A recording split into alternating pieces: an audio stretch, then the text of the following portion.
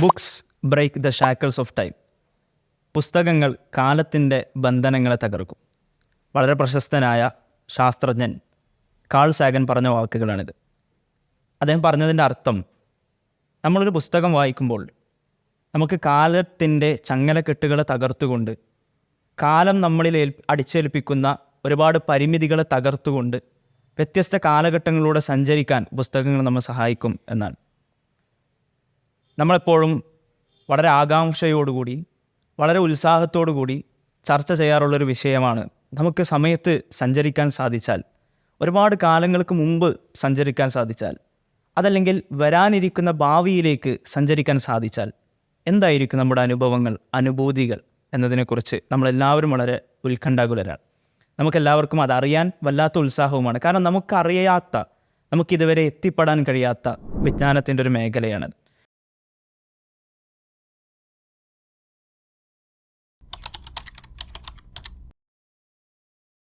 വായനയുമായി ബന്ധപ്പെട്ടുകൊണ്ടുള്ള പ്രാധാന്യം അതിലൂടെ നമുക്ക് മനസ്സിലാക്കാൻ സാധിക്കും. നമ്മൾ പഴയ കാലഘട്ടത്തിലുള്ള ആളുകളുടെ പുസ്തകങ്ങൾ നമുക്കിപ്പോഴും വായിക്കാൻ കഴിയും. 1000 വർഷങ്ങൾക്ക് മുമ്പ്, 100 വർഷങ്ങൾക്ക് മുമ്പ്, പതിറ്റാണ്ടുകൾക്ക് മുമ്പ്, ഇങ്ങനെയൊക്കെയുള്ള ഓരോ എഴുത്തുകാർ അവർ ജീവിച്ച സാമൂഹിക സാഹചര്യങ്ങൾ, അതുപോലെ അവരുടെ കാഴ്ചപ്പാടുകൾ, അവരെങ്ങനെയാണ് സമൂഹത്തോട് പ്രതികരിച്ചത്, അവരുടെ വൈജ്ഞാനിക മണ്ഡലങ്ങൾ, അതേപോലെ തന്നെ അവരുടെ ക്രിയേറ്റിവിറ്റി, അവരുടെ സർഗാത്മകത, ഇതൊക്കെ അവരുടെ പുസ്തകങ്ങളിൽ പ്രതിഫലിക്കും. അപ്പോൾ വായനയുമായി ബന്ധപ്പെട്ടുകൊണ്ട് ഒരുപാട് വശങ്ങൾ അതിനുണ്ട്. അതിൽ വായനയുടെ പ്രാധാന്യമായി നിങ്ങൾക്ക് തോന്നുന്നൊരു എന്തെങ്കിലും കാര്യങ്ങൾ എന്തൊക്കെയാണ്? അപ്പോൾ ഇതിൽ കാൾ സാഗൻ്റെ അത് പറഞ്ഞപ്പോൾ എനിക്ക് അപ്പോൾ അത് ഓർമ്മ വന്നൊരു സംഗതിയാണ്. അത് പറയുമ്പോൾ അദ്ദേഹം ഒരു കാര്യം കൂടി പറയുന്നുണ്ട്. നിങ്ങളൊരു പുസ്തകം വായിച്ചു തുടങ്ങുമ്പോൾ നിങ്ങൾ മറ്റൊരാളോട് സംസാരിച്ച് തുടങ്ങുകയാണ്, നിങ്ങൾ കാണാത്ത ഒരാളോട് നിങ്ങൾക്ക് സംസാരിച്ച് തുടങ്ങുകയാണ് എന്നുള്ളത്. അപ്പോൾ സത്യത്തിൽ നമ്മളുടെ ചിന്തകളുടെ ഒരു വികാസം അവിടെ തുടങ്ങുകയാണ്. ഒന്ന് വായന, 2 യാത്ര, ഇത് രണ്ടും വളരെ വിപുലമായ രീതിയിൽ നമ്മളെ ചിന്തകളെ വികസിപ്പിക്കുന്ന ഒന്നാണ്. അപ്പോൾ ഈ പറഞ്ഞ പോലെ തന്നെ നമ്മൾ ഒരു പുസ്തകത്തിലൂടെ കടന്നു പോകുമ്പോൾ ഒരുപാട് ക്യാരക്ടേഴ്സുമായിട്ട് നമ്മൾ ഇൻറ്ററാക്ട് ചെയ്യാണ്. അത് ഫിക്ഷനിലുണ്ട്, അതല്ലാതെ തന്നെ ജെന്യുവിനായിട്ടുള്ള ക്യാരക്ടേഴ്സ് ഉണ്ട്, കഴിഞ്ഞു പോയ കാലഘട്ടത്തിലെ മഹാന്മാരായ ആളുകളുണ്ട്. അപ്പോൾ അവരിലൂടെയൊക്കെ നമ്മൾ കടന്നു പോകണം, ആ കാലഘട്ടത്തിലൂടെ കടന്നു പോവുകയാണ്. ഒരു സോഷ്യലൈസേഷൻ്റെ നമ്മൾ ഫിസിക്കലി ഇടപെടുന്ന ഒരു തലത്തിൻ്റെ അപ്പുറത്തേക്ക് നമ്മൾ ഒരുപാട് ആളുകളെ നമ്മൾ കണ്ടുമുട്ടുന്നു, ഒരുപാട് ആളുകളുടെ അനുഭവങ്ങളിലൂടെ നമ്മൾ കടന്നു പോകുന്നു. അതുമായിട്ടൊരു എമ്പത്തറ്റിക്കലായൊരു ബോണ്ടിങ് നമ്മൾ ക്രിയേറ്റ് ചെയ്യുന്നു. അപ്പോൾ ആളുകളുടെ ഇത്തരം അവസ്ഥകളെക്കുറിച്ച് അതിനോട് നമ്മൾ താതാമ്യം പ്രാപിക്കുന്നു. അത് നമ്മളിൽ ഉണ്ടാക്കുന്ന ഒരു ഇമോഷണൽ ഇൻ്റലിജൻസിൻ്റെ ഒരു ഡെവലപ്മെൻറ്റ്, ചിന്തകളുടെ വികാസം, ഇതെല്ലാം നമ്മളെ ഒരു വ്യക്തിത്വത്തെ, ഒരു മനുഷ്യൻ്റെ ഒരു ഹ്യൂമനായിട്ടുള്ള അതിനെ വളർത്തിക്കൊണ്ടിരിക്കുകയാണ് സത്യത്തിൽ. അത് വായനയിലൂടെ ഇങ്ങനെ വളർന്നുകൊണ്ടിരിക്കുന്നതായിട്ട് നമുക്ക് മനസ്സിലാണ്. അപ്പോൾ അത് ആ ഒരു വികാസം, ഒരു വ്യക്തിത്വത്തിൻ്റെ വികാസം, ബുദ്ധിയുടെ വികാസം, ചിന്തയുടെ വികാസം, ഇത് സത്യത്തിൽ വായനയിലൂടെ നടന്നുകൊണ്ടിരിക്കുന്നു എന്നുള്ളതാണ്. മാത്രമല്ല, ഇപ്പോൾ നമ്മൾ ജീവിച്ചിരിക്കുന്ന ഒരു കാലഘട്ടത്തിൽ സമകാലികരായിട്ടുള്ള ആളുകളുടെ ആശയങ്ങൾ നമ്മൾ കേൾക്കാറുണ്ട്. അവരുടെ പ്രസംഗങ്ങൾ വഴി, അവരുടെ എഴുത്തുകൾ വഴി, ഇതൊക്കെ നമ്മൾ കേൾക്കാറുണ്ട്. എന്നാൽ അതേസമയം പലപ്പോഴും പല ആളുകളും, ഇപ്പം ഞാൻ ഇന്ന ആശയം വെച്ച് പുലർത്തുന്ന ഒരാളാണ്, ഞാൻ ഇന്ന വ്യക്തിയെ പിന്തുടരുന്ന ആളാണ് എന്ന് പറയുമ്പോൾ പലപ്പോഴും പലരും പറയാറുള്ളത് മുൻഗാമികളായ ആളുകളെ കുറിച്ച് അവരിലേക്ക് ചേർത്തിക്കൊണ്ടാണ്. ഉദാഹരണത്തിന് ചില തത്വശാസ്ത്രജ്ഞന്മാർ പറയും, ഞങ്ങൾ ഹെഗലിയന്മാരാണ്, ഞങ്ങൾ മാർക്സിസ്റ്റുകളാണ്. അതായത് അവർ ഒരുപാട്, അതായത് നമ്മുടെ കാലഘട്ടത്തിലും അവരുടെ അതേ ആശയങ്ങൾ വെച്ച് പുലർത്തുന്ന ആളുകളുണ്ട്. പ്രഗത്ഭരായ, ആവശ്യത്തിൽ എക്സ്പേർട്സ് ആയിട്ടുള്ള, വളരെ അഗ്രഗണ്യരായിട്ടുള്ള ആളുകളുണ്ട്. പക്ഷെ ആളുകൾ എപ്പോഴും മുൻപ് കാലങ്ങളിൽ ജീവിച്ചിരുന്ന ഇതേ ആശയങ്ങൾ വെച്ച് പുലർത്തിയിരുന്ന ഇതിൻ്റെ അടിസ്ഥാനങ്ങൾ ജനങ്ങൾക്ക് വിശദീകരിച്ചു കൊടുത്ത ആളുകളാണ് വളരെ വലുതായിട്ട് കാണിക്കാറുള്ളത്. അതിനെന്തെങ്കിലും ഒരു പ്രാധാന്യം തോന്നിയിട്ടുണ്ട്? അവരുടെ ചിന്തകൾ രേഖപ്പെടുത്തപ്പെട്ടു. ആ ചിന്തകൾ സത്യത്തിൽ വായിക്കുന്നതിലൂടെ അവർ വീണ്ടും വീണ്ടും മഹാന്മാരാകാണ്. അപ്പോൾ നമ്മൾ വായിക്കുമ്പോഴാണ് കാൾ മാർക്സ് മഹാനാവുന്നത്, നമ്മൾ വായിക്കുമ്പോഴാണ് ഹെഗലും നീഷയും ജോൺ ഡൂയും ഒക്കെ അവർ മഹാന്മാരാകുന്നത്, നമ്മൾ വായിക്കുമ്പോഴാണ് യേശുക്രിസ്തു മഹാന്മാർ. അപ്പോൾ അവരുണ്ടാക്കിയ ഒരു സാമൂഹികമായ വിപ്ലവം അത് രേഖപ്പെടുത്തപ്പെട്ട് അതിൻ്റെ ഒരു വായനയിലൂടെ നമ്മൾ കടന്നു പോകുമ്പോൾ അത് അവരെ കൂടുതൽ മഹാന്മാരാക്കുകയും അവരിലേക്ക് നമ്മൾ ആകർഷിപ്പിക്കുകയൊക്കെ ചെയ്യാണ്. അപ്പോൾ സ്വാഭാവികമായിട്ടും അങ്ങനെ വലിയ ചിന്തകളിലേക്ക് മനുഷ്യൻ ഒരു ഡിഫറെൻറ്റ് സ്കൂൾ ഓഫ് തോട്ടിലേക്ക് ഇങ്ങനെ കമ്പാർട്ട്മെൻറ്റലൈസ് ചെയ്യപ്പെടുന്നതൊക്കെ വായനയിലൂടെയാണ്. വായന ഉണ്ടാക്കുന്ന ഒരു എഫക്റ്റ്. ഇപ്പോൾ നമ്മൾ നമ്മൾ പ്രസംഗങ്ങൾ കേൾക്കുമ്പോൾ അത് നമ്മൾ നല്ലോണം സ്വാധീനിക്കാറുണ്ട്. ചില പാട്ടുകൾ കേൾക്കുമ്പോൾ നമ്മൾ നല്ലോണം സ്വാധീനിക്കാറുണ്ട്. ചില ആളുകളോട് നമ്മൾ സംഭാഷണങ്ങളിൽ ഏർപ്പെടുമ്പോൾ, ഡിസ്കഷനിൽ ഏർപ്പെടുമ്പോൾ, ഇതൊക്കെ നമുക്ക് ഒരുപാട് സ്വാധീനിക്കുന്ന മേഖലയാണ്.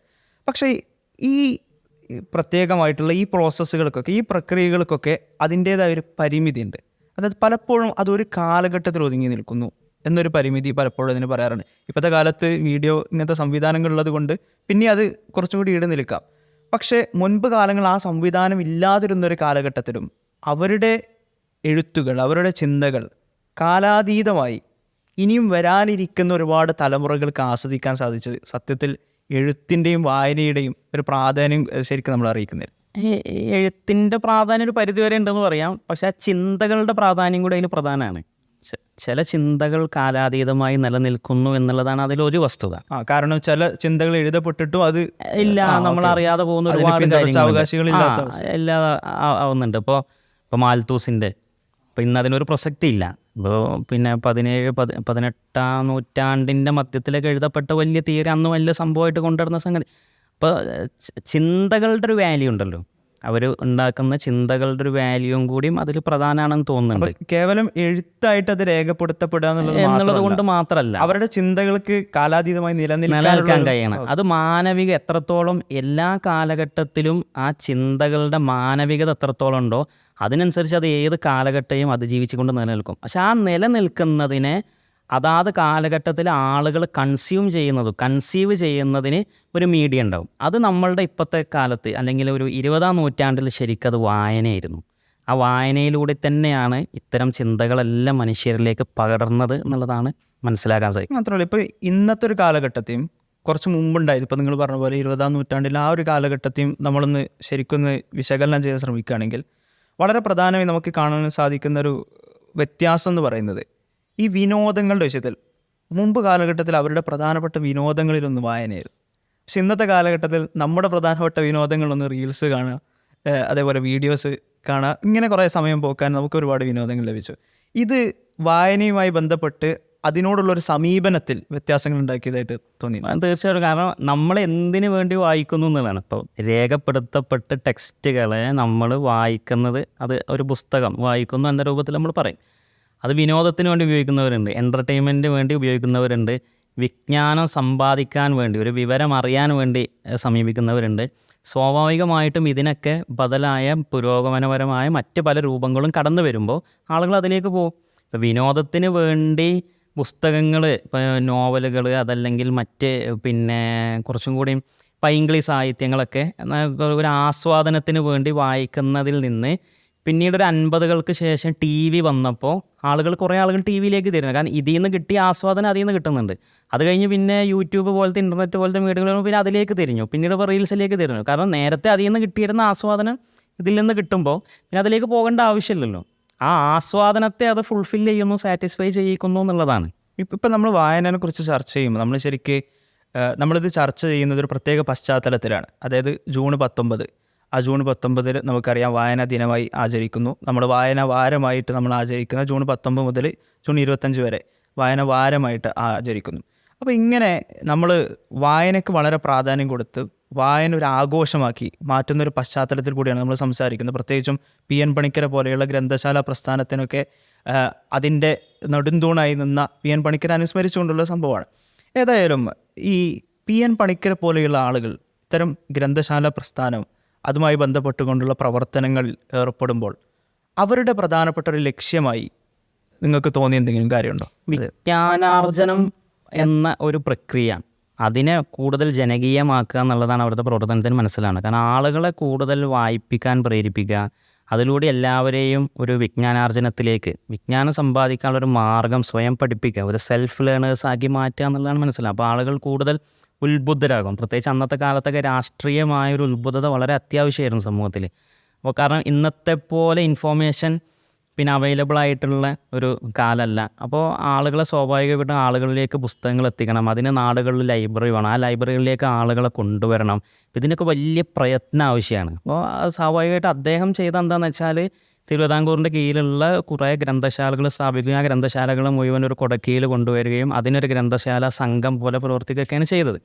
അത് ഏകദേശം 940 മധ്യത്തിൽ നടക്കുമ്പോൾ അതിൻ്റെ മുമ്പ് പിന്നെ മലബാർ ഭാഗത്തും ഇതേപോലത്തെ സംഗതികളൊക്കെ നടക്കുന്നുണ്ട്. അഖില മലബാർ വായനശാല സംഘമൊക്കെ 937 ഉണ്ടാവുകയും അതിൻ്റെ 1ാം വായനശാല സമ്മേളനം നടക്കുകയും അതിൽ മലബാറിലുള്ളൊരു 150 പിന്നെ ഗ്രന്ഥശാലയിൽ നിന്ന് 300 പ്രതിനിധികൾ പങ്കെടുക്കുകയൊക്കെ ചെയ്ത് അതിങ്ങനെ കേരളത്തിൽ നടന്നുകൊണ്ടേ ഇരിക്കുന്നുണ്ട്. കാരണം രാഷ്ട്രീയമായ ഉത്ഭുതത അത് വളരെ അത്യാവശ്യമായിരുന്നു. അന്നത്തെ സാമുദായിക നേതാക്കളും രാഷ്ട്രീയ നേതാക്കളും ഒക്കെ അതാത് സമുദായത്തിൻ്റെ അടിത്തട്ടിൽ വരെ ഇതിങ്ങോട്ട് പ്രസരിപ്പിക്കാൻ വേണ്ടി, വായന പ്രസരിപ്പിക്കാൻ വേണ്ടിയിട്ടൊക്കെ വളരെ അങ്ങേറ്റത്തെ ശ്രമം നടത്തിയിട്ടുണ്ട്. ഇപ്പോൾ മലബാറിലിപ്പോൾ ഏറ്റവും പിന്നോക്കം നിൽക്കുന്ന പിന്നെ സമുദായമായിട്ട് മുസ്ലിം സമുദായം വിദ്യാഭ്യാസത്തിൽ വളരെ പിന്നോക്കമാണ്. മുസ്ലിം സമുദായത്തിന് ഇടയിൽ പോലും 1 വക്കം മൗലവിൻ്റെ എഴുത്തുകൾ ഉണ്ടായിട്ടുണ്ട്. അതേപോലെ തന്നെ മലബാറിൽ അല്ലമീൻ പത്രമും പിന്നെ അബ്ദുറഹ്മാൻ സാഹിബിൻ്റെ ഉണ്ടായിട്ടുണ്ട്. ചന്ദ്രിക 930 തുടക്കത്തിൽ ഉണ്ടായിട്ടുണ്ട്. ഇതൊക്കെ ജനങ്ങളിലേക്ക് ഈ ഒരു ഉത്ഭുതത ഉണ്ടാക്കാൻ വേണ്ടിയിട്ടുണ്ടായ പ്രവർത്തനം. അതിലൂടെയൊക്കെ ആളുകൾ വായിച്ചു, പിന്നെ ഒരുപാട് ഉത്ഭുതരാകുന്നതൊക്കെ നമുക്ക് കാണാൻ കഴിയും. ആ ഉത്ഭുതതയ്ക്ക് പിന്നിൽ പ്രത്യേകിച്ച് ഒരു അതിജീവനത്തിൻ്റെ ആവശ്യകത അന്നുള്ളതായിട്ട് നമുക്ക് മനസ്സിലാക്കാൻ കഴിയും. അതുകൊണ്ട് അത് വേഗം ഒരു കത്തിപ്പടരുന്ന രൂപത്തിൽ മുന്നോട്ട് കുതിച്ചതാണ്. ഈ വിനോദത്തിന് വേണ്ടി വായിക്കുക എന്നുള്ളത് അതിനപ്പുറം ഇത് അതിജീവനത്തിന് വേണ്ടി വായിക്കുന്ന മാറിയ സാമൂഹിക സാഹചര്യത്തിലാണ് ഇത്തരം കേരളത്തിലെ വായന ഭയങ്കരമായിട്ട് ഇപ്പോൾ വിനോദത്തിന് വേണ്ടിയുള്ളൊരു വായന ഒരു തലത്തിൽ നടക്കുമ്പോഴും ഇങ്ങനൊരു അതിജീവനത്തിൻ്റെ ഒരു വായന അതും ഇതേപോലെ കേരളത്തിൽ നടക്കുകയും പിന്നെ ഏകദേശം 975 കേരളത്തിലെ ഗ്രന്ഥശാല പ്രസ്ഥാനത്തിന് ഒരു അവാർഡ് കിട്ടുന്നുണ്ട്. ക്രൂപ്സ്കായ് അവാർഡ് എന്ന് ആണ് അത് പറയുന്നത്. അത് പിന്നെ യുനെസ്കോ ആണ് അവാർഡ് കൊടുക്കുന്നത്. പിന്നെ സോവിയറ്റ് റഷ്യ വന്ന സമയത്ത്, ആ പേര് കേട്ടപ്പോൾ തന്നെ സോവിയറ്റ് റഷ്യ വന്ന സമയത്ത് അന്ന് ലെനിൻ്റെ വൈഫിൻ്റെ പേരാണ് ക്രൂപ്സ്കായ്. അപ്പോൾ ലെനിൻ്റെ വൈഫ് അവിടെ പിന്നെ സോവിയറ്റ് റഷ്യ സ്ഥാപിച്ചിട്ട് അവിടുത്തെ വിദ്യാഭ്യാസ ലൈബ്രറി പ്രസ്ഥാനങ്ങളിൽ വളരെ മുന്നിൽ നിന്ന് പ്രവർത്തിച്ച ആളായിരുന്നു. അവരുടെ മരണശേഷം സ്റ്റാലിൻ്റെ ഗവൺമെൻറ് അവരുടെ പേരിൽ ഒരു അവാർഡ് നിശ്ചയിച്ചു. ആ അവാർഡ് സോവിയറ്റ് റഷ്യയാണ് കൊടുക്കുക. യുനെസ്കോ ആണത് കോർഡിനേറ്റ് ചെയ്ത് കൊടുക്കുന്നത്. അതിൽ 975 തിരഞ്ഞെടുക്കുന്നത് സത്യത്തിൽ കേരളത്തെയാണ്. 75 അതിൻ്റെ 2-3 തലങ്ങളുണ്ട്. അതിലൊരു അവാർഡ് കിട്ടുന്നത് കേരളത്തിനാണ്. അത് ഗ്രന്ഥശാല പ്രസ്ഥാനം. ഗ്രന്ഥശാല പ്രസ്ഥാനം വളരണമെങ്കിൽ ഇവിടെ വായനക്കാരുണ്ടാവണം, ലൈബ്രറിയിലേക്ക് ആളുകൾ ചെല്ലണം. അപ്പോൾ ഇവിടെ കേരളത്തിലെ മലയാളികൾ അത്രയും വായിക്കുമായിരുന്നു. ആ വായന ലോകതലത്തിൽ രേഖപ്പെടുത്തപ്പെട്ടു എന്നുള്ളതാണ് അങ്ങനെ ഒരു അവാർഡ് പടുക്ക് കിട്ടാനുള്ള കാരണം തന്നെ. അപ്പോൾ ആ വായനയുടെ ഒരു തലം ഉണ്ടല്ലോ, അത്രമേൽ ഉയർന്ന തലത്തിൽ ആളുകളോട് വായിച്ചിരുന്നു. വളരെ ശ്രദ്ധേയമായ ഒരു കാര്യമാണ്.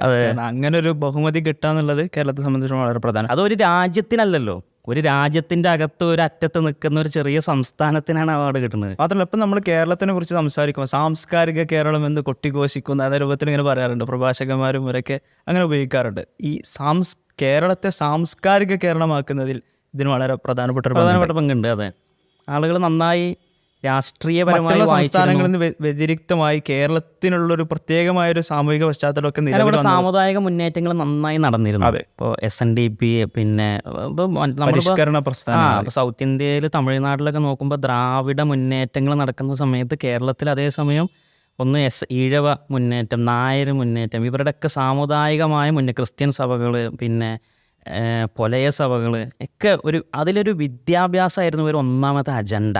അപ്പോൾ ആളുകളെ കൊണ്ട് വായിപ്പിക്കുക, കുട്ടികളെ വായിപ്പിക്കാൻ പഠിപ്പിക്കുക, അതൊരു വലിയ മുന്നേറ്റമായിട്ട് നമുക്ക് 20-ാം നൂറ്റാണ്ടിൻ്റെ തുടക്കം മുതൽ കേരളത്തിൽ ഇതിനെ വളരെയധികം സ്വാധീനിച്ചിട്ടുണ്ട്. ഇപ്പം നമ്മൾ വായനൻ്റെ പ്രാധാന്യത്തെക്കുറിച്ച്, അതേപോലെ വായന കാരണം അതിനെ ജനകീയമാക്കിയത് കാരണം സമൂഹത്തിലുണ്ടായ മാറ്റങ്ങൾ, സാമൂഹിക പശ്ചാത്തലത്തിലുണ്ടായ മാറ്റങ്ങളെക്കുറിച്ചൊക്കെ സൂചിപ്പിച്ചു. പക്ഷേ ഇപ്പോഴത്തെ നമ്മുടെ ഒരു കാലഘട്ടം നമ്മൾ പരിശോധിക്കുമ്പോൾ ഇപ്പോൾ നമുക്ക് വേറെ ഒരുപാട് മേഖലകളുണ്ട്. നമുക്ക് വിജ്ഞാനം സമ്പാദിക്കാൻ, നമുക്ക് ഓഡിയോ ബുക്കുകൾ കേട്ടിട്ട് വിജ്ഞാനം സമ്പാദിക്കാം, നമുക്ക് പ്രഭാഷണങ്ങൾ ഒരാൾ ഒരു സ്ഥലത്ത് പറഞ്ഞാൽ അത് അവിടെ ഒതുങ്ങുന്നില്ല. ഇപ്പോഴത്തെ കാലത്ത് എല്ലായിടത്തേക്കും അത് പ്രചരിക്കുന്നുണ്ട്, ഇൻ്റർനെറ്റിൻ്റെയും ഇങ്ങനത്തെ ഓരോ സാമൂഹിക മാധ്യമങ്ങളുടെയൊക്കെ ഒരു വ്യാപനത്തോടു കൂടി. അപ്പോൾ ഇന്നത്തെ ഒരു കാലഘട്ടത്തിൽ യഥാർത്ഥത്തിൽ നമ്മൾ പണ്ട് പറയാറുള്ളത് പോലെ പണ്ടുണ്ടായിരുന്ന അതുപോലെയുള്ളൊരു പ്രാധാന്യം ഇന്ന് വായനയ്ക്ക് ശരിക്കുണ്ടോ എന്നൊരു ചോദ്യമല്ലേ? ഇല്ലാതാണ് ഞാൻ മനസ്സിലാക്കുന്നത്. നമ്മളിപ്പോൾ പുതിയ തലമുറ വായിക്കുന്നില്ല എന്നൊക്കെ ഭയങ്കര പരാതി പറയുന്ന ഇപ്പോൾ ജൂൺ 19 നമ്മൾ വായനാ ദിനമായിട്ട് കുറച്ച് കൊല്ലങ്ങളായിട്ട് എനിക്കൊണ്ട് 1-2 പതിറ്റാണ്ടായിട്ട് നമ്മൾ ആചരിക്കുന്നുണ്ട്. അപ്പോൾ പലപ്പോഴും പത്രങ്ങളിൽ പിന്നെ ഒക്കെ അല്ലെങ്കിൽ മീഡിയകളിലൊക്കെ നമ്മൾ കാണുന്ന വായനാശീലം കുറയുന്നു, വായന മരിക്കുന്നു, അല്ലെങ്കിൽ യുവാക്കൾ പുതിയ തലമുറ തീരെ വായിക്കുന്നില്ല എന്നൊക്കെയാണ്. അങ്ങനെ ഒരു കൺക്ലൂഷനിലേക്ക് എത്താൻ പറ്റുമോ എന്നുള്ളത് സംശയമാണ്. കാരണം എന്താ വെച്ചാൽ വായന എന്നുള്ളത് വിജ്ഞാന സമ്പാദനത്തിനുള്ള ഒരു മാർഗ്ഗമാണ്. വേറെയും കുറേ മാർഗ്ഗങ്ങളുണ്ടാവും. അതിലേറ്റവും എഫക്റ്റീവായ ഒരു മാർഗ്ഗമായിരിക്കും. അതിന് മറ്റൊരു മാർഗം വരുമ്പോൾ ആളുകൾ അതിലേക്ക് പോകും. അത് ഇതിൽ തന്നെ നിൽക്കണം എന്നില്ല. അപ്പോൾ എന്നാണ് ലോകം വായിക്കാൻ തുടങ്ങി, അല്ലെങ്കിൽ കേരളത്തിലുള്ള ആളുകളൊക്കെ ഇപ്പോൾ എത്ര കാലമായി വായിക്കാൻ തുടങ്ങിയിട്ട് നോക്കിയാൽ, ഇപ്പോൾ മനുഷ്യൻ ഭൂമിയിൽ വന്നിട്ട് 2 ലക്ഷം വർഷമായി എന്നൊക്കെയാണ്. പിന്നെ ഹോമോസാപ്പിയൻസ് വന്നിട്ട് എന്നുള്ളതാണ് സയൻസ് പറയുന്നത്. 2 ലക്ഷം വർഷമായി. ഇപ്പോൾ ഏറ്റവും പുരാതന ലിപി എന്ന് പറയുന്ന ഈജിപ്ഷ്യൻ ഹീറോഗ്ലിഫിക്സ് ഒക്കെ ഏകദേശം 5000 വർഷം മുമ്പാണ്. അതായത് ഒരു BC 2000 ആയിരിക്കും. അപ്പോൾ അവിടുന്ന് അങ്ങോട്ടാണ് ലിപി തുടങ്ങുന്നുള്ളൂ. അപ്പോൾ പിന്നെ 2 ലക്ഷം വർഷത്തിൽ ഏകദേശം 1,95,000 വർഷം മനുഷ്യന് ലിപി തന്നെ ഇല്ല നമ്മൾ മനസ്സിലാക്കണം. പിന്നെ അവിടുന്ന് ഇങ്ങോട്ട് ഇപ്പോൾ നമ്മൾ പിന്നെ ഗ്രീക്ക് ചിന്തകരിൽ നമ്മളെടുത്ത് നോക്കിയാൽ അരിസ്റ്റോട്ടിൽ, സോക്രട്ടീസ്, പ്ലേറ്റോ ഒക്കെ ഉണ്ട്. സോക്രട്ടീസാണ് അതിൽ ഏറ്റവും സീനിയറായിട്ട്. സോക്രട്ടീസിൻ്റെ ശിഷ്യനാണ് പ്ലേറ്റോ. പ്ലേറ്റോ കുറേ പുസ്തകം എഴുതിയിട്ടുണ്ട്. അരിസ്റ്റോട്ടിൽ കുറേ പുസ്തകം എഴുതിയിട്ടുണ്ട്. ഏകദേശം 10-200 പുസ്തകം പ്ലേറ്റോ എഴുതിയിട്ടുണ്ട്. 150-ലധികം പുസ്തകം അരിസ്റ്റോട്ടിൽ എഴുതിയതായിട്ട് നമുക്ക് ഇന്ന് കിട്ടും അവരുടെ സ്ക്രിപ്റ്റുകൾ. സോക്രട്ടീസ് ഒറ്റ പുസ്തകം എഴുതിയിട്ടില്ല. സോക്രട്ടീസ് വലിയ ചിന്തകനായിരുന്നു, പക്ഷേ ഒരു പുസ്തകം പോലും സോക്രട്ടീസിൻ്റെതായിട്ട് ഇല്ല. സോക്രട്ടീസിനെ കുറിച്ച് സോക്രട്ടീസിൻ്റെ ശിഷ്യർ എഴുതിയ പുസ്തകമുള്ളൂ. പ്ലേറ്റോ ഒക്കെ എഴുതിയ പുസ്തകങ്ങളുണ്ട്. അപ്പോൾ എന്തുകൊണ്ട് സോക്രട്ടീസ് പുസ്തകം എഴുതിയില്ലെന്ന് വെച്ചാൽ, അപ്പോൾ അതിൻ്റെ കുറച്ച് പുസ്തകം എഴുതാത്തതാണോ അല്ലെങ്കിൽ അത് ഇന്ന് ലഭ്യമാകാത്തതാണോ? എഴുതിയിട്ടില്ല. അത് അതിന് കാരണമുണ്ട്, അദ്ദേഹം അത് പറയുന്നുണ്ട്. അപ്പോൾ എന്താണെന്ന് വെച്ചാൽ, ഇപ്പോൾ സോക്രട്ടീസ് എന്നൊക്കെ ഇവരുടെ ഒരു കാലഘട്ടം എന്ന് പറഞ്ഞാൽ ഒരു BC 4-ാം നൂറ്റാണ്ടൊക്കെയാണ്. BC 4-ാം നൂറ്റാണ്ട് 3-ാം നൂറ്റാണ്ടാണ്. ആ സമയത്ത് എഴുത്ത് വ്യാപകമായി വരുന്ന സമയമാണ്. എഴുത്ത് വ്യാപകമായിക്കൊണ്ട് ഇങ്ങനെ രേഖപ്പെടുത്തപ്പെട്ട് വരുന്ന ഒരു സമയമാണ്. അപ്പോൾ ഈ സമയത്ത് ഇപ്പോൾ സോക്രട്ടീസ് ഇവരുടെ ഡയലോഗുകളാണല്ലോ കൂടുതൽ, ഫിലോസഫിക്കൽ ഡയലോഗുകൾ. ഇവരുടെ ഒരു പുസ്തകത്തിൽ ഞാൻ ശ്രദ്ധിച്ചൊരു കാര്യം അതാണ്. അതായത് 2 ആളുകൾ അല്ലെങ്കിൽ 3 ആളുകൾ ക്യാരക്ടേഴ്സ് തമ്മിൽ സംഭാഷണമാണ്. അതുകൊണ്ടാണ് അത് ഭയങ്കര രസകരമാകുന്നത്. കാരണം ഇല്ലെങ്കിൽ നമുക്ക് ഭയങ്കര ബോറടിക്കും. കാരണം ഇവർ പറയുന്ന മുഴുവൻ ജീവിതത്തിന്റെ അർത്ഥം, എങ്ങനെ ഒരു രാജ്യം ഭരിക്കണം, എന്തൊക്കെ പൗരന്മാർ, ഇവർ ഓരോ വിഷയം എടുത്തിട്ട് അതിൻ്റെ എല്ലാ വശവും ഇങ്ങനെ സംവാദങ്ങളിലൂടെ ഇങ്ങനെ കടന്നുപോയി. അത് വളരെ ഹെൽത്തി ആയിട്ടുള്ള, ഫ്രണ്ട്ലി ആയിട്ടുള്ള സംവാദമാണ്. അപ്പോൾ അതിൽ പ്ലേറ്റോ രേഖപ്പെടുത്തിയൊരു പുസ്തകമുണ്ട്, ഫയദ്രോസ് എന്ന പേര്. ഫയദ്രോസ് എന്നുള്ളത് ഗ്രീക്കിലെ മറ്റൊരു തത്വചിന്തകനാണ്. അപ്പോൾ ഈ സോക്രട്ടീസും ഫയദ്രോസും പുസ്തകത്തിൻ്റെ പേരാണോ? പുസ്തകത്തിൻ്റെ പേര് തന്നെ ഇയാളുടെ പേരാണ്, ഫയദ്രോസ് എന്നുള്ളത്. അപ്പോൾ ഇതിൻ്റെ ഉള്ളടക്കം എന്താ വെച്ചാൽ, പിന്നെ പ്ലേറ്റോൻ്റെ ഗുരുവായ സോക്രട്ടീസും ഫയദ്രോസും തമ്മിലുള്ള ഒരു ഡയലോഗാണ്. അതിൽ കുറേ വിഷയങ്ങൾ വരുന്നുണ്ട്. സ്നേഹം, കാമം, ഇങ്ങനെ കലകൾ, ഇങ്ങനെ കുറേ വിഷയങ്ങൾ വരുന്നുണ്ട്. അപ്പോൾ അതിൽ കലകളെക്കുറിച്ച് പറയുന്ന ഇടത്ത് ഈ ഫയദ്രോസ് എഴുത്തിനെ കുറിച്ച് പറയുന്നുണ്ട്. എഴുത്തിൻ്റെ പ്രസക്തി, എഴുതി വെച്ചാലല്ലേ വായന ഉണ്ടാവുള്ളൂ. എഴുത്താണല്ലോ മനുഷ്യൻ വായിക്കണേ. അപ്പോൾ എഴുത്തിനെ കുറിച്ച് പറയുമ്പോൾ സോക്രട്ടീസ് പറയുന്നത് എന്താണെന്ന് വെച്ചാൽ, എഴുത്ത് മനുഷ്യനെ നശിപ്പിക്കും. കാരണം അന്നത്തെ കാലത്ത് ഏറ്റവും വലിയ പഠനം, വിജ്ഞാനം സമ്പാദിക്കുക എന്നുള്ളത് നടക്കുന്നത് വെച്ചാൽ ഗുരുവിൻ്റെ അടുത്ത് പോയിട്ട് നേർക്കുനേരെ പഠിക്കുന്ന, അതാണ് അന്നത്തെ ഏറ്റവും വലിയ ഫോം ഓഫ് ലേണിംഗ് എന്നുള്ളത്. അക്കാദമി എന്നുള്ള അതാണ്. അപ്പോൾ അന്ന് പുസ്തകങ്ങളൊന്നുമില്ലല്ലോ. അപ്പോൾ സോക്രട്ടീസ് പറയുന്നത് എഴുത്ത് മനുഷ്യനെ നശിപ്പിക്കും, എഴുത്ത് മനുഷ്യൻ്റെ ഓർമ്മശക്തിയെ നശിപ്പിക്കും, അത് ഈ പഠന സംവിധാനങ്ങളെ നശിപ്പിക്കും എന്ന് സോക്രട്ടീസ് പറയാണ്. അപ്പോൾ ഫയദ്രോസ് അതിനെ കൗണ്ടർ ചെയ്യണം, അല്ല എഴുത്ത് രേഖപ്പെടുത്തി വെച്ചാൽ അതിനിങ്ങനെ ഗുണങ്ങളുണ്ടെന്നൊക്കെ പറയാം. അപ്പോൾ സോക്രട്ടീസ് പറയുന്നത്, നമ്മൾ എഴുതി വെച്ചൊരു സാധനം എന്നുള്ളത് നമ്മളൊരു വരച്ച ചിത്രം പോലെയാണ്. ഇപ്പോൾ ഒരു ഡ്രോയിങ് എങ്ങനെ, ഒരു പെയിൻറ്റിങ് എങ്ങനെ, ആ പെയിൻറ്റിങ്ങിൻ്റെ മുമ്പിൽ നമ്മൾ എല്ലാ ദിവസവും രാവിലെ പോയി ആ പെയിൻറ്റിങ് നോക്കിയാൽ ആ പെയിൻറ്റിങ് ഒരേപോലെയാണ്, അതിനൊരു മാറ്റമില്ല. അപ്പോൾ മാത്രമല്ല അതിൻ്റെ പിന്നിലൊരു ഇൻ്റലിജൻസ് ഇല്ല. പക്ഷേ അതേസമയം നമ്മൾ ഒരു നോളജിന് വേണ്ടി, ലേണിങ്ങിന് വേണ്ടി നമ്മളൊരു വ്യക്തിയുടെ അടുത്തേക്ക് പോയാൽ ആ വ്യക്തിയോട് നമ്മൾക്ക് എല്ലാ ദിവസവും ഓരോ കാര്യം ചോദിച്ചാൽ വ്യത്യസ്തമായ ഉത്തരങ്ങൾ കിട്ടും, വ്യത്യസ്തമായ പെർസ്പെക്റ്റീവ് കിട്ടും. കാരണം അതിൻ്റെ പിന്നിലൊരു ഇൻ്റലിജൻസ് ഉണ്ട്. മാത്രമല്ല ഓരോരുത്തരുടെ സാഹചര്യങ്ങൾക്കനുസരിച്ച് കിട്ടും.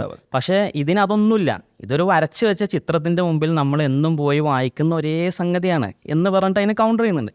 അതുകൊണ്ട് തന്നെ സോക്രട്ടീസ് എഴുത്തിനെയോ വായനയോ പ്രോത്സാഹിപ്പിച്ചിട്ടില്ല എന്ന് പറയേണ്ടി വരും. സോക്രട്ടീസിൻ്റേതായിട്ടൊരു പുസ്തകമില്ല. പക്ഷേ പിന്നെ അവിടെ നിന്ന് അങ്ങോട്ട് സോക്രട്ടീസ് ശിഷ്യനായി പ്ലേറ്റോ പുസ്തകങ്ങൾ എഴുതിയിട്ടുണ്ട്. പ്ലേറ്റോ എഴുതപ്പെട്ട് വെച്ചിട്ടാണ് സോക്രട്ടീസിന് ഇത് നമുക്ക് മനസ്സിലായത്. പ്ലേറ്റോൻ്റെ ശിഷ്യനായിട്ട് വന്ന അരിസ്റ്റോട്ടിൽ ഒരുപാട് പുസ്തകങ്ങൾ എഴുതിയിട്ടുണ്ട്. ഇതൊക്കെ നമ്മൾ കാണുന്നുണ്ട്. പിന്നീട് ശരിക്കും വായന, അപ്പോൾ അന്നെല്ലാം പിന്നെ വായന എന്നുള്ളത് അല്ലെങ്കിൽ വിജ്ഞാനം സമ്പാദിക്കാനുള്ളൊരു മാർഗമായിട്ട് കാണുന്നത് സത്യത്തിൽ ഗുരുവുമായിട്ടുള്ള സംഭാഷണങ്ങളാണ്. അങ്ങനെയാണ് വിജ്ഞാനം സമ്പാദിക്കാനും വായന തന്നെ വേണമെന്നില്ല. അപ്പോൾ വായന ഇപ്പോൾ വ്യാപകമാണ്. ഇപ്പോൾ അവിടെ നിന്ന് ഇങ്ങോട്ട് ലിപികൾ തുടങ്ങി. ഇപ്പോൾ ഒരു 600 വർഷം മുമ്പായിരിക്കും ഗുട്ടൻബർഗിൻ്റെ കാലം. ഏകദേശം 15-ാം നൂറ്റാണ്ടിലൊക്കെ പ്രസ്, ആ പ്രിൻറ്റിങ് പ്രസ് വ്യാപകമാകുന്നൊരു സമയം. ഗുട്ടൻബർഗിൻ്റെ പ്രിൻറ്റിങ് പ്രസ്സിലൊരു കണ്ടുപിടുത്തുണ്ട്, റെവല്യൂഷണറി ആയിട്ടുള്ള. അപ്പോൾ അതിലൂടെയാണ് പ്രിൻറ്റിങ് പ്രസ്, പുസ്തകങ്ങൾ അച്ചടിച്ച് വ്യാപകമാകുന്നത്. അത് പിന്നീട് കേരളത്തിലെത്തുന്നത് ഏകദേശം 19-ാം നൂറ്റാണ്ടിൻ്റെ പകുതിയിലാണ്. അപ്പോൾ അതിന് മുന്നേ ഇങ്ങനെ വായന ശീലം എന്നൊരു സംഭവം ഇല്ലായിരുന്നു. പകർത്തെഴുത്ത് ഏകപ്പെടുത്ത പുസ്തകങ്ങൾ ശിഷ്യന്മാർ ഇരുന്ന് പകർത്തി എഴുതിയിട്ട് അതിന് ഇത്ര കോപ്പി ഉണ്ടാവുള്ളൂ. അത് വളരെ കുറഞ്ഞ ആളുകളിലേക്ക് വായിക്കാനായിട്ട് എത്തുള്ളൂ. പിന്നീട് ആളുകൾ പഠിക്കുന്നതൊക്കെ ഈ പുസ്തകം വായിച്ച ആളുകളുടെ ക്ലാസ്സുകളിൽ നിന്നാണ്, അല്ലെങ്കിൽ അവരിൽ നിന്നാണ് ആളുകൾ പഠിക്കുന്നത്. അങ്ങനെയാണ് ആളുകൾ വിജ്ഞാനം സമ്പാദിക്കുന്നത്. ഈ പ്രിൻറ്റിംഗ് പ്രസ് വന്നതോടുകൂടിയാണ് വായന കുറച്ചും കൂടിയും ജനകീയമാണ്. അപ്പോൾ കേരളത്തിലൊക്കെ വരുന്നത് 19-ാം നൂറ്റാണ്ട് പകുതിയാണ്. 1820-കളിലും 40-കളിലൊക്കെയാണ് CMSൻ്റെ പ്രസ് വരുന്നതും. പിന്നെ ഇവിടെ തലശ്ശേരിയിൽ പിന്നെ ഗുണ്ടേട്ടിൻ്റെ പ്രസ്സൊക്കെ വരുന്നതൊക്കെ ആ സമയത്താണ്. പിന്നെ വായന പരക്കുന്നത് അത് തന്നെ സത്യത്തിൽ. അപ്പോൾ അങ്ങനെ നോക്കുകയാണെങ്കിൽ ഒരു 100-150 വർഷമായിട്ടുള്ള കേരളത്തിൽ വായിക്കാൻ തുടങ്ങിയത്. ഇത് മരിച്ചു എന്ന് പറയാൻ മാത്രം പോലും വളർന്നിട്ടില്ല. അപ്പോൾ നമ്മൾ വിജ്ഞാനം സമ്പാദിക്കാൻ വായന തന്നെ വേണം എന്നൊരാവശ്യം ഇല്ല. ഇപ്പോൾ പുതിയ തലമുറ കൂടുതലും ഇപ്പോൾ ലിങ്ക്ഡിനൊക്കെ നോക്കിയാൽ ലിങ്ക്ഡിനിലൊക്കെ ഒരുപാട് ആർട്ടിക്കിൾസ് വരും. അങ്ങനെ കുറേ പേര് അങ്ങനെയൊക്കെ വായിക്കുന്നുണ്ട്. ലിങ്ക്ഡിനിലൊക്കെ വളരെ പിന്നെ ആ കരിയറുമായി ബന്ധപ്പെട്ട് അല്ലെങ്കിൽ അത്തരം കാര്യങ്ങൾ കുറേ ആർട്ടിക്കിൾസ് വരും. അതല്ലാതെ തന്നെ സോഷ്യൽ മീഡിയയിലൊക്കെ തന്നെ കുറേ ആർട്ടിക്കിൾസ് വരും. അതേപോലെ തന്നെ ഇപ്പോൾ പലരും വീഡിയോസ് കാണുമ്പോൾ തന്നെ വീഡിയോസ് ശ്രദ്ധിക്കുന്നതിന് കൂടുതൽ അതിൻ്റെ ഇടയിൽ കമൻസുകൾ ശ്രദ്ധിക്കുക, കമൻസ് വായിക്കുക, അതിന് പ്രതികരിക്കുക. അപ്പോൾ വായനകൾ അങ്ങനെ, അതായത് ആളുകൾക്ക് ഒരു കാര്യം, ഒരു മനുഷ്യൻ്റെ ക്യൂരിയോസിറ്റി ഒരിക്കലും അവസാനിക്കണില്ലല്ലോ. ആ ക്യൂരിയോസിറ്റി അവൻ അന്വേഷണത്തിലൂടെ അവൻ്റെ ക്യൂരിയോസിറ്റിയെ അവൻ സംതൃപ്തപ്പെടുത്തുന്നുണ്ട്. അതിനവൻ കണ്ടെത്തുന്ന കുറേ വിജ്ഞാനങ്ങളുണ്ടാവും, ഇൻഫോർമേഷൻസ് ഉണ്ടാവും. അതൊക്കെ അവന് കിട്ടുന്നുണ്ട്. ഇപ്പോൾ വിക്കിപീഡിയ ആണെങ്കിലും ഇതാണെങ്കിലും ഒരുവിധം ആളുകളെ സംതൃപ്തിപ്പെടുത്തുന്ന ഇൻഫോർമേഷൻസ് ആളുകൾക്ക് കിട്ടുന്നുണ്ട് വെബ്സൈറ്റിലൂടെയും PDF-ലൂടെയും. ഇപ്പോൾ റിസർച്ച് ആർട്ടിക്കിൾസ് ഒരുപാട് വായിക്കപ്പെടുന്നുണ്ട് ഇപ്പോൾ. അപ്പോൾ അതുകൊണ്ട് തന്നെ ലൈബ്രറിയിൽ ആളെ കാണാത്തത് കൊണ്ടോ ലൈബ്രറികളിൽ മെമ്പർഷിപ്പ് പോകാത്തത് കൊണ്ടോ വായന നടക്കുന്നില്ല എന്നാൽ പുതിയ തലമുറ വായിക്കുന്നില്ല എന്ന് നമുക്കൊരിക്കലും പറയാൻ പറ്റില്ല. വായന വിജ്ഞാനം സമ്പാദിക്കാനുള്ള മാർഗം മാറി. ആ മാറുമ്പോൾ നമ്മളും അതിനനുസരിച്ച് മാത്രമല്ല ഇനിയിപ്പോൾ വേറെ രൂപത്തിൽ നമുക്ക് കണ്ടുകൂടെ, വായനയുടെ കോലം മാറി എന്ന് നമുക്ക് കണ്ടുകൂടെ. ഇപ്പോൾ അതും സോഷ്യൽ മീഡിയയിലുള്ള വായന, പക്ഷെ അത് പലപ്പോഴും വായനയായിട്ട് പറയാറില്ല ആളുകൾ. ഞാൻ സോഷ്യൽ മീഡിയയിൽ വായിക്കുന്നു എല്ലാവരും പറയാറ്. വായിക്കാൻ പുസ്തകം ഒരു മീഡിയയാണ്. ഇപ്പോൾ പ്രിന്റഡ് ബുക്സ് എന്നുള്ളത് വായിക്കാനുള്ള ഒരു മീഡിയയാണ്. അതല്ലാതെ കുറേ മീഡിയ ഇപ്പോൾ ബുക്സ് വന്നു. ഇപ്പോൾ AI ലെവലിലുള്ള റീഡിങ്, ഇപ്പോൾ ChatGPT-യോട് ഇപ്പോൾ നമ്മളൊരു പുസ്തകം വായിക്കേണ്ട ആവശ്യം പോലും ഇല്ല. ഇപ്പോൾ ഒരു പുസ്തകത്തിൻ്റെ സമ്മറി നമുക്ക് പറഞ്ഞു തരും. ഇപ്പോൾ എൻജോയ്മെൻറ്റിൻ്റെ റീഡിങ് ആണെങ്കിൽ സത്യത്തിൽ നോവലൊക്കെ നമുക്ക് വായിക്കാം, അതൊരു ആസ്വാദനമാണ്. അപ്പോൾ അതിന് ചിലപ്പോൾ ചില ആളുകൾ ഇപ്പോൾ മറ്റ് ആസ്വാദന തലത്തിലേക്ക് നമ്മൾ നേരത്തെ പറഞ്ഞ പോലെ പോകും. അതേസമയം ഒരു ഇൻഫോർമേഷൻ കളക്ട് ചെയ്യാനാണെങ്കിൽ ചിലപ്പോൾ ഒരു പുസ്തകം ഫുള്ള് വായിക്കണില്ല. ഇപ്പോൾ ഒരു പുസ്തകത്തെ നമ്മളൊരു AIക്ക് കൊടുത്തിട്ട്, ഇപ്പോൾ ഒരു പുസ്തകത്തിൻ്റെ PDF കിട്ടിയിട്ട് അത് AIക്ക് കൊടുത്തിട്ട് ഇതിൽ എനിക്കുള്ള ആവശ്യം എന്തൊക്കെയാണെന്ന് പിന്നെ ചോദിച്ചാൽ അത് മാത്രം പറഞ്ഞു തരും. ഞാൻ അങ്ങനെ ശ്രമിച്ചു നോക്കിയിരുന്നു ChatGPT. ഞാനൊരു പുസ്തകം കുറേ പേജുകളുള്ളൊരു പുസ്തകമാണ്. അപ്പോൾ ആ പുസ്തകത്തിൻ്റെ ഓരോ ക്വസ്റ്റ്യൻസ് ഞാൻ അങ്ങനെ ചോദിക്കാം, എനിക്ക് ഈ പുസ്തകത്തിൻ്റെ സമ്മറി ഒന്ന് പറഞ്ഞു തരുമെന്ന് ആദ്യം ചോദിച്ചു. അപ്പോൾ സമ്മറി പറഞ്ഞു തന്നു. വളരെ മൈന്യൂട്ടായിട്ട്, വളരെ കൃത്യമായിട്ട്. ഞാൻ പുസ്തകം മുഴുവൻ വായിച്ചതാണ്, പക്ഷേ ഇതൊന്ന് ടെസ്റ്റ് ചെയ്യാൻ വേണ്ടി നോക്കിയതാണ്. അപ്പോൾ വളരെ മൈന്യൂട്ടായിട്ട് അത് പറഞ്ഞു തന്നു. അതേപോലെ അതിനുള്ളിൽ നിന്ന് ഞാൻ ക്വസ്റ്റ്യൻസ് ചോദിച്ചു, ചില സ്പെസിഫിക് ഡീറ്റെയിൽസ് ചോദിച്ചിട്ട് ക്വസ്റ്റ്യൻസ്, അതിനൊക്കെ കൃത്യമായിട്ട് അത് പറയുന്നുണ്ട്. അപ്പോൾ അത്രമാത്രം നമ്മുടെ വായനയുടെ രൂപം മാറിയെന്നേ ഉള്ളൂ. പക്ഷേ അപ്പോൾ നമുക്ക് കിട്ടേണ്ട സാധനം അതിൽ നിന്ന് വളരെ ടൈം സേവ് ചെയ്തുകൊണ്ട് പുതിയ തലമുറ അതിനെ ഉപയോഗപ്പെടുത്തുന്നുണ്ട് എന്നുള്ളതാണ്. ഇനിയിപ്പോൾ ആസ്വാദനത്തിൻ്റെ തലത്തിലുള്ള വായന, ഇപ്പം മനുഷ്യൻ്റെ ഒരു ഇമാജിനേഷൻ, ക്രിയേറ്റിവിറ്റി വികസിക്കുന്നു എന്നുള്ളത് വായനയുടെ ഒരു ഇതാണ്. ഇപ്പോൾ നോവലുകൾ, കാര്യങ്ങളൊക്കെ. ഇപ്പോൾ ChatGPT-യിലേക്ക് വരുമ്പോൾ പിന്നെ നമ്മുടെ ഇപ്പോൾ AI-യിലേക്ക് ഒക്കെ നോക്കുമ്പോൾ നമുക്ക് നമ്മൾ വായിക്കുന്ന ഒരു നോവൽ, അതിലുള്ള ക്യാരക്ടേഴ്സ്, ഇപ്പോൾ ഫോർ എക്സാമ്പിൾ JK റോളിങ്ങിൻ്റെ ഹാരി പോട്ടർ ഫോർ എക്സാമ്പിൾ. അപ്പോൾ നമുക്കിപ്പോൾ ഒരു ChatGPT-യോട് പറയാം, നിങ്ങൾ പിന്നെ ഹാരി പോട്ടറാണ്, നിങ്ങൾ ഹാരി പോട്ടറായിട്ട് ഇമാജിൻ ചെയ്യുന്നു എന്ന് പറഞ്ഞാൽ പിന്നെ നമുക്ക് ഹാരി പോട്ടറോട് സംസാരിക്കാം. അപ്പോൾ നമുക്കിങ്ങനെ ചോദിക്കുക, നിങ്ങൾ എങ്ങനെ ഈ ചൂലിൻ്റെ മേലെ കൂടി പോകുന്നത്, അപ്പോഴുള്ള ഫീൽ എന്താണ്? അപ്പോൾ സത്യത്തിൽ ആ നോവലിൽ ഇല്ലാത്ത തലത്തിലേക്ക് ഒരു ഫിക്ഷണൽ ക്യാരക്ടറിനോട് നമുക്ക് നേർക്ക് നേരെ സംസാരിക്കാൻ പറ്റും. ഏത് AI ടൂൾ ഉപയോഗിച്ചിട്ടും. ഇപ്പോൾ ആടുജീവിതമല്ല, ഇപ്പോൾ വേറെ ഏതെങ്കിലും നോവൽ, ഇപ്പോൾ മഞ്ഞവെയിൽ മരണങ്ങൾ, അല്ലെങ്കിൽ പിന്നെ ആരാചാർ, വേറെ ഏതെങ്കിലും ഒരു നോവൽ, അപ്പോൾ അതിലൊരു ഫേവറേറ്റ് ഷെർലക് ഹോംസ് ആണ്. അപ്പോൾ ഷെർലക് ഹോംസിനെ പിന്നെ നമ്മൾ ChatGPT-യോട് പറയുക, നിങ്ങൾ ഇപ്പോൾ ഷെർലക് ഹോംസ് ആണ്, ഞാൻ ഷെർലക് ഹോംസിനോടാണ് സംസാരിക്കുന്നത് പറഞ്ഞാൽ നമുക്ക് ഷെർലക് ഹോംസിൻ്റെ ഓരോ സംഭവങ്ങളും അതിനോട് ചോദിക്കാം. അപ്പോൾ നിങ്ങൾക്ക് എങ്ങനെ ഫീൽ ചെയ്ത്, ഇത് നിങ്ങൾ എങ്ങനെ കണ്ടെത്തിയത്? അത് വളരെ രസകരമായിരിക്കും. അപ്പോൾ അതായത് ഈ നോവലിൽ അല്ലെങ്കിൽ ഈ കഥയിൽ രേഖപ്പെടുത്താത്ത സംഗതിയും കൂടിയും ഈ ക്യാരക്ടർ നമുക്ക് പറഞ്ഞു തരും. അതെ, ഇപ്പോൾ ഇമാജിനേഷൻ്റെ മറ്റൊരു തലമാണ്. നമ്മൾ ജീവിക്കുന്ന ഒരു സാഹചര്യത്തിൽ ഉണ്ടാകുന്ന വളരെ വിവാദം നിറയ്ക്കുന്ന കേസുകൾ, കൊലപാതക നമുക്ക് ചോദിക്കാം ഷെർലക് ഹോംസ്. അപ്പോൾ അപ്പോൾ നമ്മൾ ഇതുവരെ കാണാത്ത തലത്തിലേക്ക് പുതിയ കാലത്തെ AI ഉപയോഗിച്ചിട്ടുള്ള വായനകൾ നമ്മൾ കൊണ്ടുപോവുകയാണ്. പ്രശ്നം എന്താ വെച്ചാൽ ഇപ്പോൾ വായന ഏറ്റവും പീക്ക് ടൈമിൽ നിന്ന സമയമായിരിക്കും. ഇപ്പോൾ നമ്മൾ 19ാം നൂറ്റാണ്ടിൻ്റെ പകുതിയോടുകൂടി പ്രസ്സൊക്കെ വന്ന് ശരിക്ക് ഒരു കഴിഞ്ഞ നൂറ്റാണ്ടിൻ്റെ ഒരു പകുതിയിലൊക്കെ ഒരു ഹൈ പീക്കിൽ നിൽക്കുന്ന സമയം. പുസ്തകം പ്രിൻ്റ് ചെയ്യുന്നു, വായിക്കപ്പെടുന്നു, എല്ലാ പുസ്തകവും. ഇന്ന് ലോകത്തുള്ള മുഴുവൻ മനുഷ്യരും 1950 ശേഷം ജനിച്ചവരായിരിക്കും. അവരെ സംബന്ധിച്ച് വിജ്ഞാന സമ്പാദനത്തിൻ്റെ ഏറ്റവും വലിയ ഒരു മീഡിയം എന്ന് പറയുന്നത് പുസ്തകങ്ങളാണ്, പ്രിൻ്റഡ് ബുക്സാണ്. സ്വാഭാവികമായിട്ടും അതിൻ്റെ വിൽപ്പന കുറവും, അത് ലൈബ്രറിയിൽ നിന്ന് പോകാത്തതും, അവിടെ മെമ്പർഷിപ്പ് കുറയുന്നതും, അത് വായിക്കുന്ന ആളുകൾ കുറയുന്നതും അവരെ സംബന്ധിച്ച് വായന കുറയുന്നതായിട്ട് കാണാൻ കഴിയുള്ളൂ.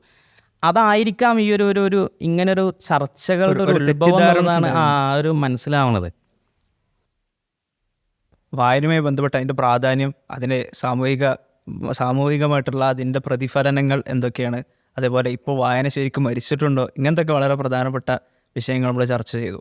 ഇതേപോലെ ഈ മതങ്ങൾ പറയുന്ന വേദഗ്രന്ഥങ്ങൾ, അതിനെക്കുറിച്ച് അതിൻ്റെ ഒരു പ്രാധാന്യം, ഇപ്പോൾ നമ്മൾ മൊറാലിറ്റിയെക്കുറിച്ച് സംസാരിക്കുമ്പോൾ ഇപ്പോഴും ആ ഗ്രന്ഥങ്ങളെ ആശ്രയിച്ചു കൊണ്ടാണ് പലരും നമ്മുടെ ധാർമ്മിക വീക്ഷണങ്ങളെ പലപ്പോഴും അതിനെക്കുറിച്ച് സംസാരിക്കാറുള്ളത്. അതുമായി ബന്ധപ്പെട്ടുള്ള ഡിസ്കഷൻസ് ഒക്കെ ഉണ്ടാകും. എത്രത്തോളം എന്ന് വെച്ചാൽ ഇപ്പോൾ പൊളിറ്റിക്സിൽ പോലും ഒരു അന്താരാഷ്ട്ര പ്രശ്നത്തിൽ പോലും പലപ്പോഴും മതഗ്രന്ഥങ്ങൾക്ക് വളരെ പ്രാധാന്യമുള്ള ഒരു കാലമാണ്. അപ്പോൾ ഇതിൻ്റെ ഒരു പ്രസക്തി എന്താണ്? ഇപ്പോൾ മതങ്ങളുമായി ബന്ധപ്പെട്ടുകൊണ്ട് ശരിക്കും വായന മരിച്ചാൽ ഈ മതഗ്രന്ഥങ്ങളെ ഫോളോ ചെയ്യുന്ന ആളുകൾ ഇല്ലാതാകുന്ന അവസ്ഥ ഉണ്ടാവുമോ? അങ്ങനത്തെ ഒരു രൂപത്തിൽ നമുക്ക് ചിന്തിക്കാറ് എന്താണ് അതിനെക്കുറിച്ചുള്ള ഒരു കാഴ്ചപ്പാട്? അല്ല, ഒന്നാമത് നമ്മൾ പറഞ്ഞത് ഇപ്പോൾ വായന മരിക്കുന്നില്ല, പിന്നെ അത് ഏതെങ്കിലും രൂപത്തിലായിട്ട് നിലനിൽക്കുന്നു എന്നുള്ളതാണ്.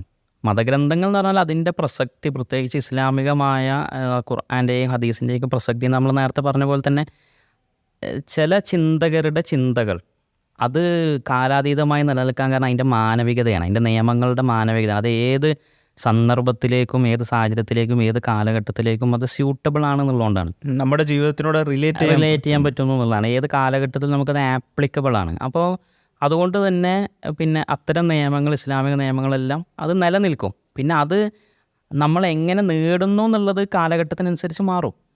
ഇപ്പോൾ അതിൻ്റെ കാലത്ത് ആ രൂപത്തിലേക്ക് അത് മാറും. ഖുറാനൊക്കെ പെന്ന് വെച്ച് വായിക്കുന്നത്. ഇപ്പോൾ അതിൻ്റെ അപ്പുറത്ത് ഇപ്പോൾ ഖുർആൻ പഠിപ്പിക്കുന്ന AI ഇറങ്ങിയിട്ടുണ്ട്. അപ്പോൾ ഖുർആൻ തന്നെ ഇപ്പോൾ എന്താണ്, ഖുർആൻ എന്ന് പറഞ്ഞാൽ ഒരു രേഖപ്പെടുത്തപ്പെട്ട ഗ്രന്ഥമല്ലല്ലോ. അങ്ങനെ മുസ്ഹഫ് നമ്മൾ പിന്നെ വേറെയാണോ പറയണത്, ഒരു ഗ്രന്ഥം എന്നുള്ള നിലക്ക് അതിൻ്റെ അപ്പുറത്തേക്ക് ഖുർആൻ നിലനിൽക്കുന്നുണ്ട്. ഇപ്പോൾ ക്രിസ്ത്യാനിറ്റീൻ്റെ ഒക്കെ ഒരു വളർച്ചയിൽ, വികാസത്തിൽ പ്രിന്റിംഗ് പ്രസിൻ്റെ പ്രാധാന്യത്തെക്കുറിച്ച് വളരെയധികം പറയാറുണ്ട്. കാരണം ആദ്യമായിട്ട് പ്രിന്റ് ചെയ്യപ്പെട്ട ലോകത്ത് ഒരുവിധം സ്ഥലത്തെല്ലാം പ്രിന്റിംഗ് പ്രസ് അവതരിപ്പിച്ചപ്പോൾ ആദ്യം പ്രിന്റ് ചെയ്തത് ബൈബിൾ തന്നെയാണ്.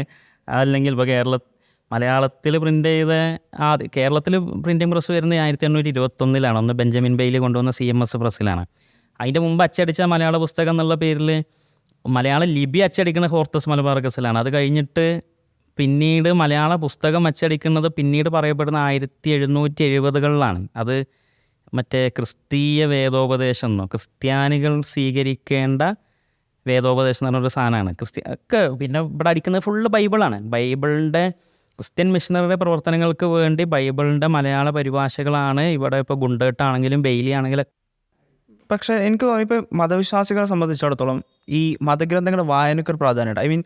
നമ്മൾ അതിൻ്റെ ആശയങ്ങൾ സ്വീകരിക്കുക എന്നുള്ളത് മാത്രമല്ല, അത് ജീവിതത്തിൽ പ്രാവർത്തികമാക്കുക എന്നുള്ളത് മാത്രമല്ല. ഒരു മതവിശ്വാസി അവൻ്റെ മതഗ്രന്ഥം വായിക്കുമ്പോൾ അതിനവന് പ്രതിഫലം ലഭിക്കുന്നു എന്നൊരു കൺസെപ്റ്റ് ഉണ്ട്. അപ്പോൾ മറ്റുള്ള പുസ്തകങ്ങൾ പോലെ കേവലം അതിൻ്റെ ആശയങ്ങൾ സ്വാംശീകരിച്ചാൽ മതി, അത് ജീവിതത്തിൽ പകർത്തിയാൽ മതി എന്നതിനപ്പുറം വായനയ്ക്ക് തന്നെ in and of it self അതിന് തന്നെ ഒരു പ്രാധാന്യമുള്ള ഒരു അവസ്ഥ മതവിശ്വാസികളെ സംബന്ധിച്ചുള്ള മതഗ്രന്ഥങ്ങളുമായിട്ട് ബന്ധപ്പെട്ട് ഉണ്ട് എന്ന് എനിക്ക് തോന്നുന്നു. കാരണം ഒരു മതഗ്രന്ഥം എന്നുള്ള നിലയ്ക്ക് അത് വായിക്കുന്നതിന് തന്നെ അതിൻ്റെ ഒരു പ്രതിഫലം ഉണ്ടെന്ന് ഒരു വിശ്വാസി കരുതുന്നതുകൊണ്ട് വായനയ്ക്ക് തന്നെ ഒരു പ്രാധാന്യമുണ്ട്. അപ്പോൾ മറ്റുള്ള പുസ്തകങ്ങൾ മാതിരിയല്ല. ഇപ്പോൾ എനിക്ക് വേറെ ഏതെങ്കിലും പുസ്തകമാണെങ്കിൽ അതിൻ്റെ ആശയങ്ങൾ മനസ്സിലാക്കുക എന്നുള്ളതാണ് ലക്ഷ്യം എന്നുണ്ടെങ്കിൽ എനിക്കത് വായിക്കണം എന്നൊരു നിർബന്ധമല്ല. ജസ്റ്റ് ഇത് സമ്മറി ഇപ്പോൾ അതിനൊക്കെ ചോദിച്ച് മനസ്സിലാക്കിയാൽ മതി. പക്ഷേ മതഗ്രന്ഥങ്ങൾക്ക് അങ്ങനെ ഒരു പ്രാധാന്യം ഉണ്ടെന്ന് എനിക്ക് തോന്നുന്നത് മറ്റുള്ള ഗ്രന്ഥങ്ങളിൽ നിന്ന് വ്യത്യസ്തമാക്കുന്ന വളരെ പ്രധാനപ്പെട്ട ഘടകം എന്നുള്ളത് തന്നെ. ഗ്രന്ഥങ്ങൾക്ക് അപ്പുറത്ത് നിലനിൽക്കുന്ന ഒരു വായന, കാരണം വായനയ്ക്ക് പ്രതിഫലം നിശ്ചയിച്ചുകൊണ്ട് തന്നെ വിശ്വാസികൾ അതിനിപ്പോൾ നമ്മൾ പറയാറുള്ള പോലെ തന്നെ ആ ഗ്രന്ഥം നിലനിന്നില്ലെങ്കിലും അതിൻ്റെ വായന നടക്കും, പാരായണം ചെയ്യപ്പെടുന്ന എന്നുള്ള രൂപത്തിൽ അത് ഹൃദയങ്ങളിലേക്ക് അതിൻ്റെ വായന പകർന്നുകൊണ്ടേയിരിക്കും എന്നുള്ളതാണ്. ഇപ്പോൾ എഴുത്തിൻ്റെ രൂപത്തിൽ നഷ്ടപ്പെട്ടാലും അത് വാചകങ്ങൾ അതുപോലെ പറയാൻ നമുക്ക് സാധിക്കും. കാരണം ഗുരുക്കന്മാരും ഉസ്താദുമാരും എന്നൊക്കെ പഠിച്ചിട്ട് അങ്ങനെയുള്ള ഒരു രീതിയായിരുന്നു ആദ്യം ഫോളോ ചെയ്യുന്നത്. പിന്നെയാണ് ഈ പ്രിന്റഡ് ചിലപ്പോൾ പ്രിന്റഡ് ബുക്സിന്റെ കാലം ചിലപ്പോൾ അപ്പോഴും ഈ ഖുർആൻ എന്നുള്ളത് അതാ നിലനിൽക്കും. ഇപ്പൊ കുറെ ആപ്പുകളുണ്ട്, അതായത് ആപ്ലിക്കേഷൻസിലൂടെ നമുക്ക് ഖുർആൻ കേൾക്കാം. ലോകത്തിലെ ഏറ്റവും പ്രശസ്തമായ കാര്യങ്ങളിലേക്ക് പോകാതെ തന്നെ അവരുടെ ഖിറാഅത്ത്, അവരുടെ പാരായണങ്ങൾ നമുക്ക് കേട്ട് അതിങ്ങനെ പഠിക്കാം. അങ്ങനെ പഠിച്ച് ഉപയോഗപ്പെടുത്തുന്ന ഒരുപാട് ആളുകളുണ്ട്. അപ്പോൾ ഇതൊക്കെയാണ് വായനയുമായി ബന്ധപ്പെട്ട് വളരെ പ്രധാനപ്പെട്ട വളരെ ഒരു രത്നച്ചുരുക്കം നമുക്ക് പറയാൻ കഴിയുന്ന ഒരു സാധനം. അപ്പോൾ വായനയുമായി ബന്ധപ്പെട്ട് വേറെ എന്തെങ്കിലും വളരെ ഇൻട്രസ്റ്റിംഗ് ആയ എന്തെങ്കിലും കാര്യങ്ങൾ നിങ്ങൾക്ക് പറയാനുണ്ട്? വായന ഇനിയിപ്പോൾ ഈ പറഞ്ഞ പോലെ തന്നെ നാളെയുടെ വായനകൾ മിക്കവാറും നമ്മൾ പറഞ്ഞ പോലെ തന്നെ അച്ചടി പുസ്തകങ്ങളിൽ നിന്ന് പൂർണ്ണമായിട്ടും മാറാനുള്ള സാധ്യത കാണുന്നുണ്ട്. ഇപ്പോൾ പുസ്തകങ്ങളിലൂടെയുള്ള വായന, ഇപ്പോൾ നമ്മളൊക്കെ വളർന്ന സാഹചര്യത്തിൽ നമുക്ക് ഭയങ്കര നൊസ്റ്റാൾജിക്കായ, നമ്മൾ ശീലിച്ച് വന്ന ഒന്നാണ് പ്രിൻ്റഡ് ബുക്സിൻ്റെ വായന.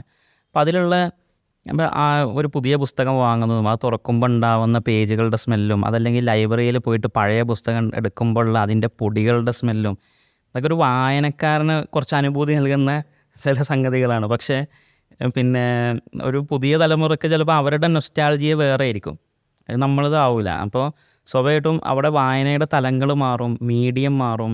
അപ്പോൾ അത് ഏതൊക്കെ രൂപത്തിലേക്ക് പോകും എന്നുള്ളത് ഇപ്പോൾ പുതിയ ടെക്നോളജിയുടെ കാലത്തേക്ക് നമുക്ക് പ്രെഡിക്റ്റ് ചെയ്യാൻ പോലും പറ്റാത്ത രൂപത്തിലാണ്. അപ്പോൾ ഈ ബ്രെയിൻ കമ്പ്യൂട്ടർ ഇൻ്റർഫേസുകൾ വരുന്ന കാലമാണ് BCI. അപ്പോൾ 1-2 കമ്പനികൾ ഇപ്പോൾ അതിൽ ഏറ്റവും അഡ്വാൻസ്ഡ് ആയിട്ട് നിൽക്കുകയാണ്. അപ്പോൾ ഇലോൺ മസ്കിൻ്റെ ന്യൂറാലിങ്ക് എല്ലാം പിന്നെ അത് ഇപ്പോൾ മനുഷ്യരിൽ പരീക്ഷിച്ച് വിജയിച്ചു. അപ്പോൾ ഇതുവരെ അതിന് FDA food and drug administration US ഇത് പെർമിഷൻ കൊടുത്തിട്ടില്ലായിരുന്നു. അപ്പോൾ അത് കൊടുത്തു. അപ്പോൾ അത് മനുഷ്യരിൽ പരീക്ഷിച്ചതിന് ശേഷം പിന്നെ ആദ്യ സർജറി കഴിഞ്ഞ അയാളുടെ ചിന്തകൾ കൊണ്ട് ഡിവൈസുകൾ ഓപ്പറേറ്റ് ചെയ്യാൻ തുടങ്ങി, അതായത് ചിന്തകൾ കൊണ്ട് സന്ദേശം കൈമാറാൻ തുടങ്ങി.